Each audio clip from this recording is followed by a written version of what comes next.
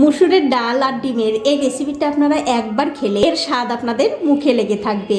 এতটাই ভালো লাগে খেতে, মনে হয় যেন কষা মাংসের স্বাদকেও হার মানিয়ে দেয়। তো রেসিপিটা করার জন্য নিয়ে নিচ্ছি 1 বাটি মুসুরের ডাল।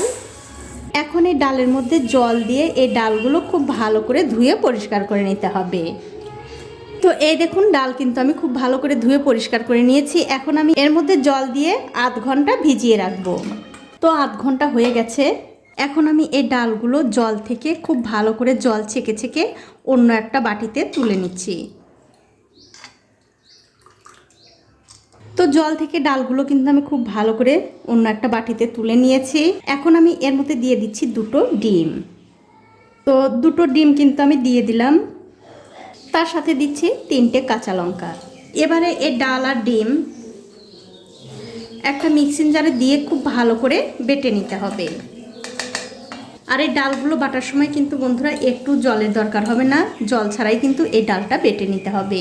তো এই দেখুন, সব কিছু কিন্তু আমি খুব ভালো করে বেটে নিয়েছি। এবারে অন্য একটা পাত্রে ঢেলে নিচ্ছি। এখন এর মধ্যে দিয়ে দিচ্ছি স্বাদ মতো নুন, সামান্য একটু হলুদের গুঁড়ো, আর দিয়ে দেব 1 চামচ বেসন।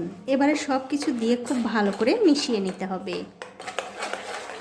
দেখুন, সব কিছু কিন্তু খুব ভালো করে মেশানো হয়ে গেছে। এখন এই বাটিটা ধরে একপাশে রেখে দিচ্ছি। এবারে একটা থালাতে দিয়ে দিচ্ছি একটুখানি সাদা তেল। এখন এই তেলটা এই থালার মধ্যে খুব ভালো করে ছড়িয়ে নিতে হবে। তেলটা কিন্তু থালার মধ্যে খুব ভালো করে ছড়িয়ে দিয়েছি। এবারে ডিম আর ডালের এই মিশ্রণটা থালার মধ্যে ঢেলে দিতে হবে। দেখুন, সবটুকু মিশ্রণ কিন্তু এই থালার মধ্যে ঢেলে দিয়েছি। এখন দেখতে পাচ্ছেন একটা কড়াইতে জল গরম করতে দিয়েছি, আর জলের মধ্যে দিয়েছি একটা হাঁড়ি স্ট্যান্ড। জলটা যখন ভালো করে গরম হয়ে যাবে তখন এই থালাটা ধরে কড়াইয়ের মধ্যে খুব ভালো করে বসিয়ে দিতে হবে।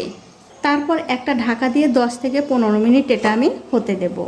তো ঠিক 15 মিনিট পর আমি উপর থেকে ঢাকাটা তুলে নিচ্ছি। এবারে একটা পরিষ্কার কাঠি এর মধ্যে দিয়ে দেখব যে এটা ঠিকঠাক সেদ্ধ হয়েছে কিনা। যদি দেখেন এই কাঠিটা পরিষ্কার বেরোচ্ছে, তার মানে বুঝতে হবে এটা ঠিকঠাক সেদ্ধ হয়ে গেছে। দেখুন, কাঠিটা কিন্তু পরিষ্কার, এটা কিন্তু হয়ে গেছে। এখন আমি গ্যাসের ফ্লেমটা বন্ধ করে দিয়ে এই থালাটা ধরে তুলে নিয়ে একটুখানি ঠান্ডা করে নেব। তো এই দেখুন, থালাটা কিন্তু খুব ভালো করে ঠান্ডা হয়ে গেছে। এখন আমি একটা ছুরি দিয়ে এটা পিস পিস করে কেটে নেব। আর আমার এই ছোট্ট চ্যানেলটি যারা সাবস্ক্রাইব করেছেন তাদেরকে অনেক ধন্যবাদ, আর যারা সাবস্ক্রাইব করেননি তাদেরকে সাবস্ক্রাইব করে নেওয়ার অনুরোধ রইল। যে সকল বন্ধুরা আমার এই রেসিপিটা ফেসবুক থেকে দেখছেন তাদের কাছে আমার একটাই অনুরোধ, অবশ্যই আমার এই পেজটিকে ফলো করে দেবেন। তাহলে যখনই আমি নতুন কোনো ভিডিও নিয়ে আসব সবার আগে কিন্তু আপনিই দেখতে পাবেন। আমি ঠিক এরকম করে কেটে নিচ্ছি। আপনাদের যেমন খুশি তেমন কিন্তু কাটতে পারেন, কোনো অসুবিধা নেই। আর বন্ধুরা, এগুলো তুলতে কিন্তু কোনোই অসুবিধা নেই। ছুরি দিয়ে শুধু এরকম একটু করলেই কিন্তু খুব সহজেই উঠে আসবে। দেখুন কত সুন্দর লাগছে দেখতে। এখন একটা কড়াইতে দিয়ে দিচ্ছি সাদা তেল। কিছুক্ষণ পর যখন দেখবেন তেলটা খুব ভালো করে গরম হয়ে গেছে তখন একটা একটা করে এগুলো দিয়ে ভেজে নিতে হবে।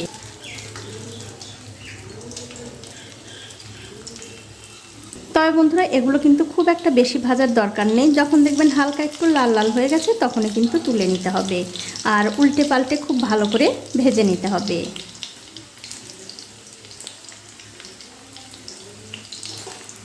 তো এই দেখুন, এগুলো কিন্তু আমি উল্টে পাল্টে খুব সুন্দর করে একটু লাল করে ভেজে নিয়েছি। এগুলো ভাজা হয়ে গেছে। এখন আমি এগুলো তুলে নিচ্ছি।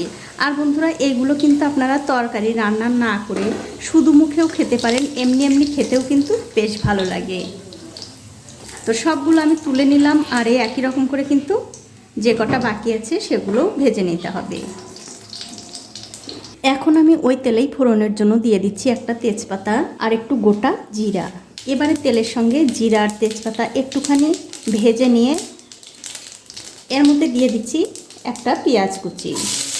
এবারে তেলের সঙ্গে এই পেঁয়াজটা খুব ভালো করে ভেজে নিতে হবে।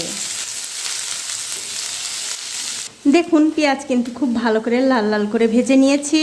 এখন আমি এর মধ্যে দিয়ে দিচ্ছি আদা, রসুন, পেঁয়াজ আর কাঁচা লঙ্কা একসঙ্গে বেটে রেখেছি সেই বাটা।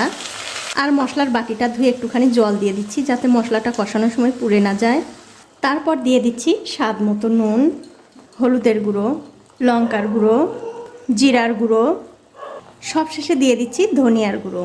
এবারে গ্যাসের ফ্লেমটা লো টু মিডিয়ামে রেখে এই মশলাটা খুব ভালো করে 5 থেকে 7 মিনিট কষিয়ে নিতে হবে।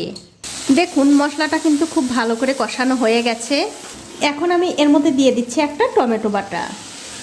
এবারে মশলার সঙ্গে এই টমেটোটা ততক্ষণ কষাতে হবে যতক্ষণ না এই টমেটো থেকে কাঁচা গন্ধটা চলে যাচ্ছে। দেখুন টমেটো দেওয়ার পর মশলাটা কিন্তু আমি আরও 1 মিনিট মতো খুব ভালো করে কষিয়ে নিয়েছি। এবারে গ্যাসের ফ্লেমটা বাড়িয়ে দিয়ে ঝোলের জন্য এর মধ্যে দিয়ে দিচ্ছি মশলার বাটিটা ধুয়ে জল। এবারে জলটা এই মশলার সঙ্গে খুব ভালো করে মিশিয়ে দিয়ে এই ঝোলটা যতক্ষণ না ফুটে উঠছে ততক্ষণ কিন্তু রান্না করে নিতে হবে। দেখুন ঝোলটা কিন্তু খুব ভালো করে ফুটে উঠেছে। এখন এর মধ্যে দিয়ে দিতে হবে ডিমের সেই ধোকলা। দিয়ে দেবার পর ঝোলের সঙ্গে খুব ভালো করে মিশিয়ে দিয়ে একটা ঢাকা দিয়ে 5 মিনিট রান্না করে নিতে হবে। ঠিক 5 মিনিট পর আমি ওপর থেকে ঢাকাটা তুলে নিচ্ছি। তুলে নিয়ে এই তরকারিটা আমি হালকা হাতে একটু নাড়াচাড়া করে দিচ্ছি। আর দেখুন তরকারিটা কিন্তু প্রায় হয়েই গেছে। এখন আমি এর মধ্যে দিয়ে দিচ্ছি একটু কাসুরি মেথি, সামান্য একটু গরম মশলার গুঁড়ো, আর সবশেষে দিয়ে দিচ্ছি এর মধ্যে একটু ঘি। এতে করে কিন্তু এই তরকারির স্বাদ আরও বেড়ে যাবে। এবারে সব কিছু এই তরকারির সঙ্গে খুব ভালো করে মিশিয়ে দিলেই কিন্তু এই তরকারিটা খাবার জন্য একদম রেডি হয়ে যাবে। দেখুন সব কিছু কিন্তু আমি খুব ভালো করে মিশিয়ে দিলাম। এবারে গ্যাসের ফ্লেমটা বন্ধ করে দিয়ে তো এই দেখুন বন্ধুরা হয়ে গেছে আমার ডিমের ধোকলার তরকারি। দেখতেও যেমন সুন্দর হয়, খেতেও কিন্তু বন্ধুরা অসাধারণ লাগে। আপনারা এইভাবে তরকারি রান্না করে কিন্তু ভাত, রুটি, লুচি, পরোটা সব কিছুর সঙ্গেই খেতে পারবেন। আর খেয়ে আমাকে কমেন্ট করে জানাতে ভুলবেন না আপনাদের কেমন লাগলো। তো বন্ধুরা আজ এই পর্যন্তই, দেখা হবে অন্য কোনো নতুন ভিডিও নিয়ে।